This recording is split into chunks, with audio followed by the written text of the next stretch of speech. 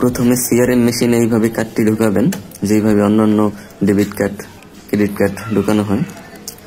তারপর কিছুক্ষণ ওয়েট করতে বলবে তারা, এবং আপনাকে পিন নম্বরটি দিতে বলবে। আপনার পিন নম্বর দিন।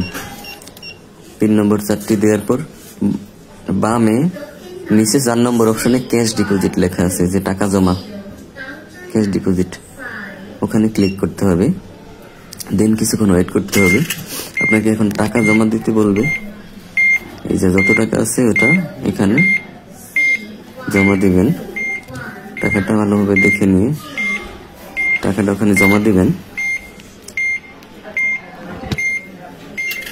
তারপর কনফার্মে ক্লিক করে দিবেন। তারপর যদি কোনো টাকায় সমস্যা থাকে তাহলে ওটা নেবে না, ওটা ফেরত দেবে। দেখি কোনো টাকায় সমস্যা আছে কিনা।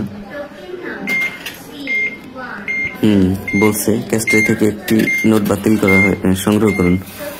তার মানে ওটা সমস্যা, ওটা আমি দিলাম না। আবার দিলে হয়ে যেত পরবর্তীবার, বাট দিব না। কনফার্মে ক্লিক করে দিব। 4500 টাকা ক্যাশ ডিপোজিট করতেছি। আপনার লেনদেনটি সম্পন্ন হয়েছে। এখন জাস্ট কার্ডটা বের হয়ে আসবে।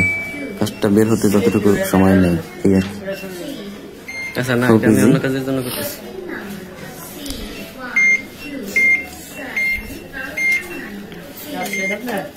আমি আমার কার্ডটা এখন বের করে নিলাম।